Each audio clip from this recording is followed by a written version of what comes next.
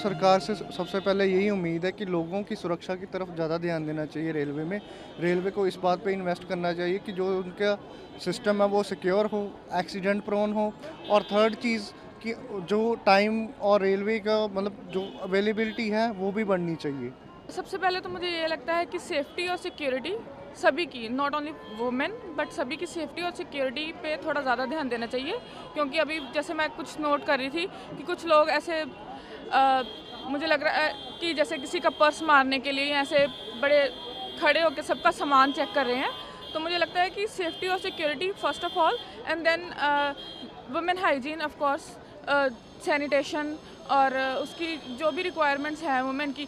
और मुझे एक चीज़ यहाँ पे और भी लगती है कि जो पेरेंट्स हैं बच्चों के साथ हैं जो उनके लिए कुछ फैसिलिटी नहीं है। जैसे मदर्स को ब्रेस्ट फीड करना है किसी बच्चे को, तो यहाँ पे कोई फैसिलिटीज़ अवेलेबल नहीं है। हम ब्रेस्ट फीडिंग को तो करते हैं कि आप करें, पर मुझे लगता है जो मॉम्स ट्रैवल करती हैं उनके लिए ये फैसिलिटी यहाँ पे अभी भी अवेलेबल नहीं है, जो कि मुझे लगता है कि बहुत ज़रूरी है हमारी कंट्री के लिए और ये ज़रूर इंट्रोड्यूस करनी चाहिए। मेरे हिसाब से सबसे पहले रेलवे में जो सारी प्रॉब्लम्स आ रही हैं, like in the terms of security, in the terms of cleanliness, plus में in the terms of comfort. So I think that कि बजट में अगर गवर्नमेंट डिसाइड कर रही है for to get a better experience for railways, so I think security prospective से एक बार सोचना चाहिए।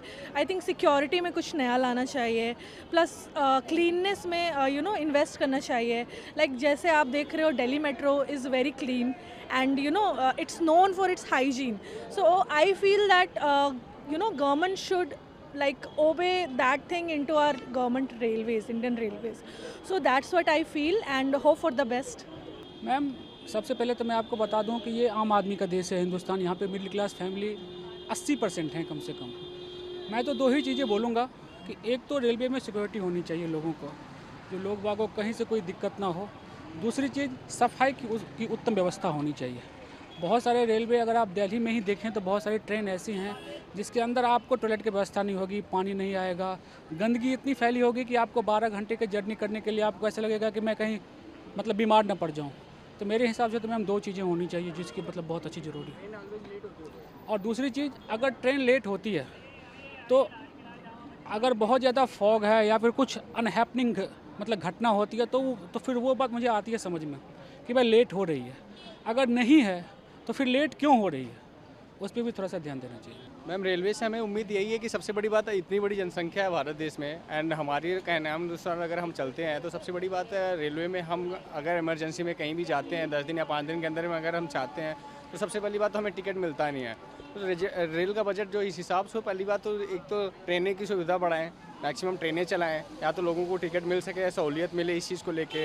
एंड दूसरी चीज़ है सुरक्षा व्यवस्था को लेके प्रायोरिटी बेस पे रखी जाए। जो आरपीएफ होती है कहीं ना कहीं वो हम जब हमें कोई रिक्वायरमेंट पड़ती है तो कहीं ना कहीं वो अनअवेलेबल रहते हैं, हमारे पास वो रहते नहीं हैं। हमें अगर यूज़ करना होता है, हमें ज़रूरत पड़ती है तो कहीं ना कहीं हमारे पास होते ही नहीं, तो हम कैसे उनसे हेल्प ले पाएँ। तो इस चीज़ पर थोड़ा सा फोकस होना चाहिए। एंड ट्रेन जो है ट्रेन मैक्सिमम लेट होती है। इंडियन रेलवे आज तक जो भी है कभी भी टाइम पे नहीं रहती। सबसे बड़ी बात इस चीज़ पे अगर थोड़ा सा फोकस करें तो ट्रेन कहीं ना कहीं लेट हो समझ में आता है आधे घंटे घंटे, लेकिन मैक्सिमम 4-4 घंटे 6-6 घंटे ट्रेन लेट होती हैं। तो इस चीज़ पे थोड़ा सा सुधार देखना चाहिए बजट को लेके भी। बस यही है हमारे साथ। Thank you.